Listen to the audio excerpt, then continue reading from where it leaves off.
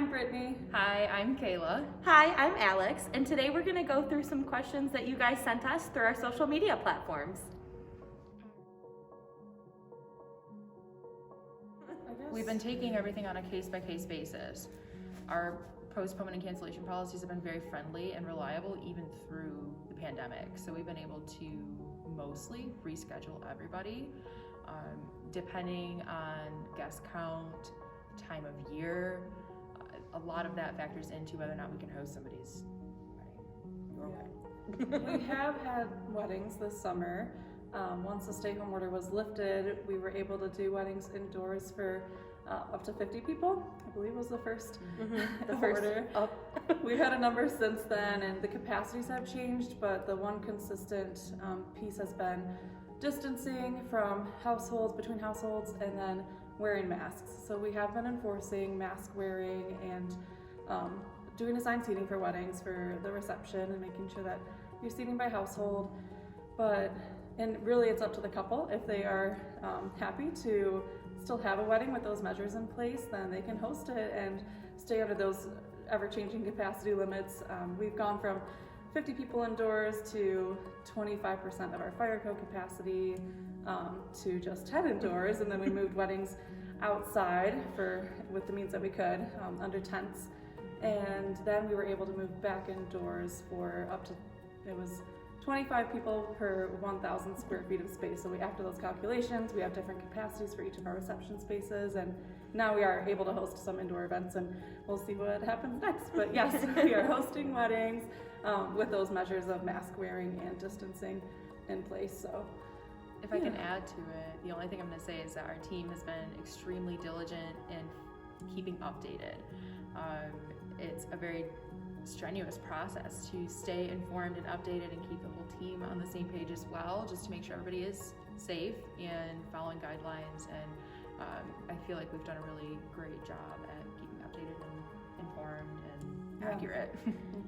One thing I did want to chime in on that is if you are, a booked castle couple with us and you have any questions about moving forward your specific event, if you have an assigned venue coordinator already, they're going to be a great resource, being able to let you know what capacities are going to be at the time of your event.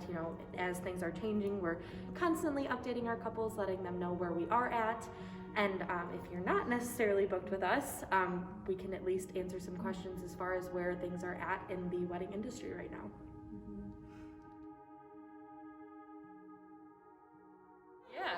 Estimated cost is a very hard thing to generalize or just slap a number on. So really, with how much freedom and flexibility we offer castle couples in choosing their own vendors, the numbers vary greatly. And because you are choosing your own vendors, we don't often see those numbers for exact, quoted prices. Of course, we have done some digging and put in some effort into figuring out where couples have been resting in terms of how much they've spent on their wedding. So for particularly a 50-person wedding, if I really had to slap a number down, we would probably range between like 10,000 and 20 or 25 maybe. 50 people is kind of at a very crucial point in terms of guest count for the different venue options that we offer. We have one that goes up to 40, and then the other 4 that we have are more comfortably seated for anywhere from like 75 to 200.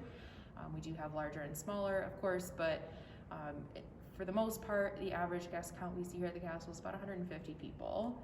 And with most of our events taking place in the summer, I would say a more typical average price range for a wedding at the castle is probably between $20,000 and $35,000. That's everything. So that would be for the venue cost here, as well as your caterer and bartending, your DJ, your photographer, videography if you opt to do that, apparel, everything.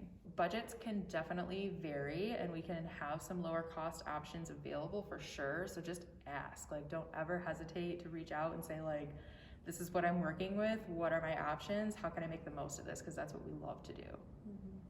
There is even a page on our website, I believe, that focuses on the affordability of Castle Farms weddings, which is a great asset for if you're looking to plan on a smaller budget as well. Most of the time, I would say something that our couples don't necessarily think of is the end of the night plan, because we do require that any items be removed that are brought in by the end of the evening. Most of the time it includes, packing up gifts, saying your goodbyes, things like that, but just making sure that there's a plan so you have family members and friends who are willing to help you, pack up items and things like that to create an easier leaving process at the end of the evening. Yeah. And you can store items under your side tables, like your gift table, your seating car table, so they're close by at the end of the night. But yes, definitely making a plan of action for who's in charge of packing up and making sure items are out by your departure time is very important. And it does often get missed in the excitement of planning. The one thing I wanted to add is that at the end of the night, there's really not much to do. So there's really not a lot sitting on your plate at the end of the night. We of course want to make sure those bases do get covered, but with having the cleanup of the actual venue space and putting chairs away and stacking tables, like that all falls on us, and that's part of the value behind what we offer as your venue. So really it's a matter of taking with you anything that you want to keep. Yeah.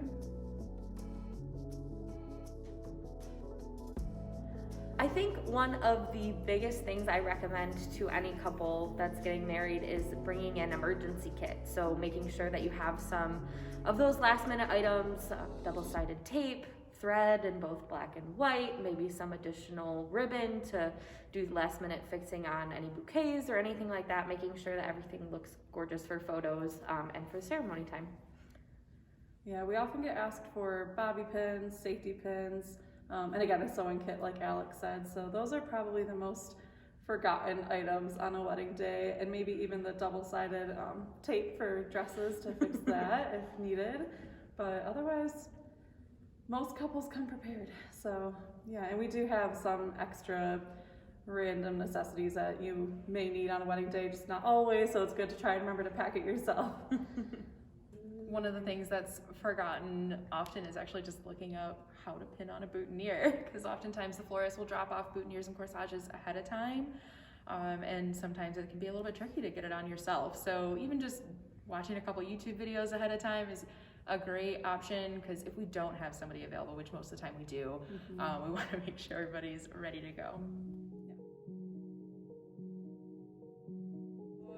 To schedule a wedding tour, there are a few options that we offer. You can schedule a private wedding tour, which is a little bit more of an in-depth appointment where you actually go through each of the reservation options that you may be considering with a staff member here at the castle. So we'll be able to answer questions along the whole tour, and then we also offer usually a discount during that appointment. So if you wanted to lock in a reservation, that would be the time to do it. If you're not quite at that stage in your planning process, but you definitely know you want to see the venue in person, then we also offer self-guided wedding tours where you can come into the property on your own during our regular business hours. We just ask that we know what day you're coming so we can have some information available for you. And this will give you the opportunity to check out all of the different reservation options, see the gardens, do your exploring at your own pace, maybe try some wine while you're here as well. And then we can just follow up with any questions that you may have had. And the fun thing about the private wedding tour option is that we do also offer those via Zoom. So if traveling to our area is a little bit inconveniencing or just a little bit difficult, then we can definitely set up a Zoom appointment too.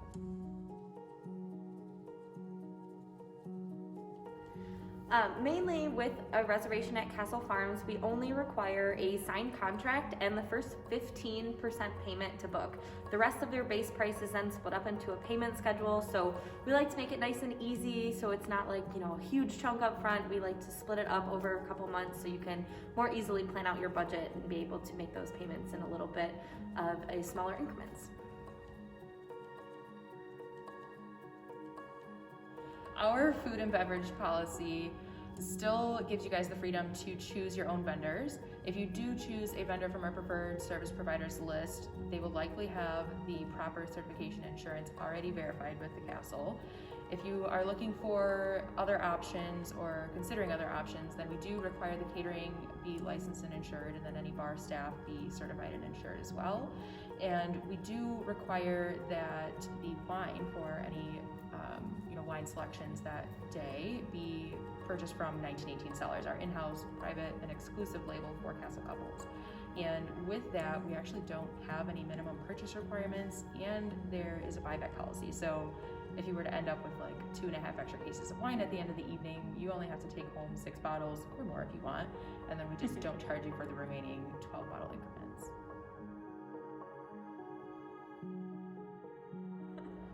There are many accommodations that are located very close to Castle Farms. Typically, most of our couples actually look in the downtown Charlevoix area, which is about 5 to 10 minutes down the road, and there are lots of different options there as far as hotels that are more condo style or more boutique style or more bed and breakfast style. So you do have lots of different options, as well as, rental homes and things like that in the local area of Charlevoix.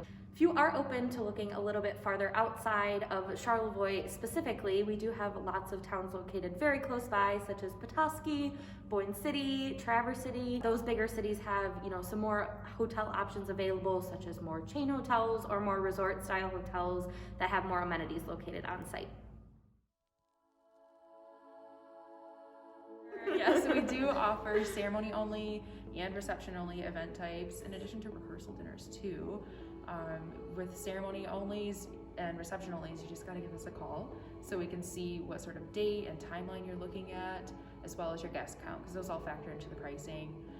And for reception onlys, we do have set timelines and room options, just like we do for ceremony and reception reservations, just to keep everything for privacy at a maximum. So just give us a call. We can always send along additional information to give you guys the pricing for everything.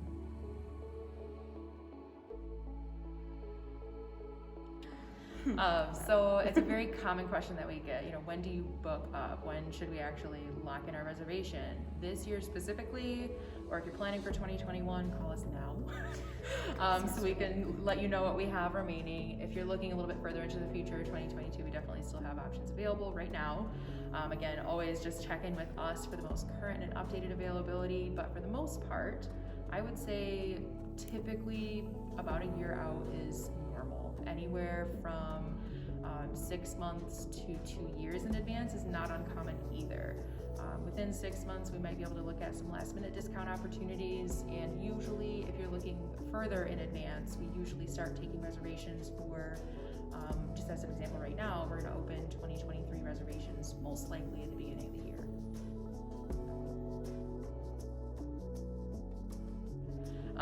We do, on occasion, offer mix and match opportunities. It's a very specific setup and scenario where we would be able to offer those options.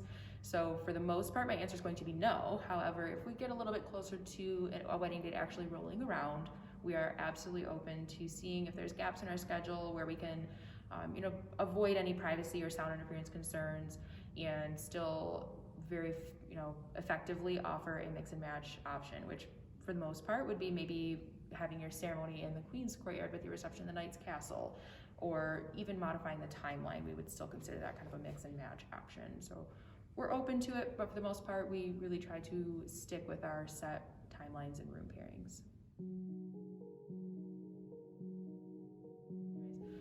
Full castle reservation options are something that we can offer, depending on if you're looking at a 1-day full castle reservation or even a 3-day option. We do actually have some pricing available for those select options. We call them royal package reservations, and for the 1-day options, the price ranges anywhere from $15,000 to $30,000. And for the most part, we do only offer these May through October.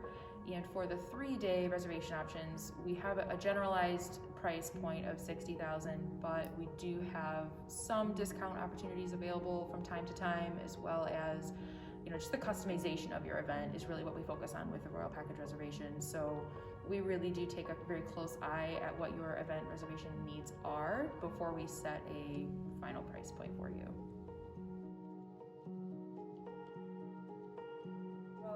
While you're welcome to bring in your own decor, we don't permit any nailing or drilling into the walls or ceiling, since it is a historic site. So if you are hoping to add like draping or lights to any of the rooms, we actually refer you to a professional draping company who can do that, and they have the correct equipment to connect the draping to the beams in the rooms and all of that without doing any damage to the property.